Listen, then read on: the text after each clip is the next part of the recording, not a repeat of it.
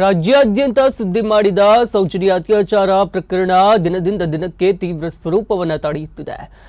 ಧರ್ಮಸ್ಥಳ ಸೌಜನ್ಯ ಪರ ನ್ಯಾಯಕ್ಕಾಗಿ ಬರೋಬ್ಬರಿ 305 ಕಿಲೋಮೀಟರ್ ಪಾದಯಾತ್ರೆ ನಡೆಯಲಿದ್ದು, ತ್ರಿಶೂಲ್ ಸೇನೆ ಉಜಿರೆ ಟು ಬೆಂಗಳೂರಿಗೆ ಪಾದಯಾತ್ರೆ ಕೈಗೊಂಡಿದೆ. ಬೆಳ್ತಂಗಡಿ ಪಾಂಗಡದ ಸೌಜನ್ಯ ಮನೆಯಿಂದ ಪ್ರಾರಂಭಗೊಂಡಿದ್ದು, ಸೌಜನ್ಯ ಪೋಷಕರಿಂದ ಪಾದಯಾತ್ರೆಗೆ ಚಾಲನೆ ನೀಡಲಾಯಿತು. ಉಜಿರೆಯಿಂದ ಬೆಂಗಳೂರಿನ ವಿಧಾನಸೌಧದವರೆಗೂ ಕಾಲ್ನಡಿಗೆ ನಡೆಯಲಿದ್ದು, ನಿರಂತರ 3 ದಿನ ಪಾದಯಾತ್ರೆ ಕೈಗೊಂಡು ಸೌಜನ್ಯ ಪ್ರಕರಣಕ್ಕೆ ನ್ಯಾಯ ದೊರಕಿಸಲು ತ್ರಿಶೂಲ್ ಸೇನೆಯಿಂದ ಸರ್ಕಾರಕ್ಕೆ ಹಕ್ಕೊತ್ತಾಯ ಮಾಡಲಿದೆ. ಇದೇ ಆಗಸ್ಟ್ 27ರಂದು ದಕ್ಷಿಣ ಕನ್ನಡ ಮತ್ತು ಉಡುಪಿ ಬಿಜೆಪಿ ವತಿಯಿಂದ ಬೆಳ್ತಂಗಡಿಯಲ್ಲಿ ಪ್ರತಿಭಟನೆ ನಡೆಯಲಿದ್ದು, ಆಗಸ್ಟ್ 28ರಂದು ವಿವಿಧ ಸಂಘಟನೆಗಳ ನೇತೃತ್ವದಲ್ಲಿ ಬೆಳ್ತಂಗಡಿ ಚಲೋ ನಡೆಯಲಿದೆ. ವಿವಿಧ ಜನಪ್ರತಿನಿಧಿಗಳು ಹಾಗೂ ಸಂಘಟನೆಗಳಿಂದ ಸರ್ಕಾರಕ್ಕೆ ಸೌಜನ್ಯ ಪ್ರಕರಣಕ್ಕೆ ನ್ಯಾಯ ಒದಗಿಸಲು ಆಗ್ರಹ ಮಾಡಿದ್ದಾರೆ.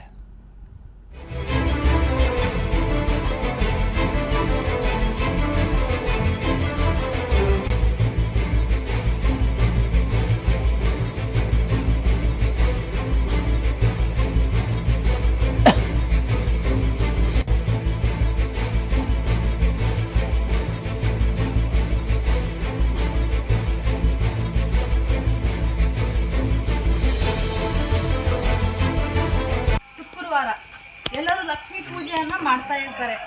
ಪಾಪ ಇಲ್ಲಿ ಒಂದು ಅಮಾಯಕ ಕುಟುಂಬ ಅಂತ ಅನ್ಬೋದು. ಅವರು ಮನೆಯಲ್ಲಿ ಓಡಾಡ್ತಾ ಇರೋ ಲಕ್ಷ್ಮಿಯನ್ನೇ ಕಳ್ಕೊಂಡು ನ್ಯಾಯ ಇಲ್ಲದ ತರ ತಮ್ಮ ಜೀವನವನ್ನ ಯಾವ ತರ ಕಳೀತಾ ಇದಾರಂತೆ ಅದನ್ನ ಲೆಕ್ಸಕ್ಕೆ ಆಗ್ತಾ ಇಲ್ಲ. ಯಾಕೆಂದ್ರೆ ಒಬ್ಬ ಮಗಳು ಹುಟ್ಟಿ ಬೆಳೆದು ಅವ್ರಿಗೆ ಕೈಗೆ ಬರೋ ವಯಸ್ಸಲ್ಲಿ ಅವಳು ಈ ತರ ನಮ್ಮ ಪ್ರಜಾಪ್ರಭುತ್ವ ರಾಷ್ಟ್ರದಲ್ಲಿ ಒಂದು ಮಹಿಳೆ ರೇಪ್ ಆಗಿ ಮರ್ಡರ್ ಆಗ್ತಾಳೆ ಅಂದ್ರೆ ಅದ್ರ ಬಗ್ಗೆ ನಾವು ನ್ಯಾಯವನ್ನ ಕೇಳ್ತಾ ಇದೀವಿ ಅಂದ್ರೆ ನಮ್ಗೆ ಆ ನ್ಯಾಯವನ್ನ ಕೊಡಿ ಅಂತ ಕೇಳೋದನ್ನು ತಪ್ಪ.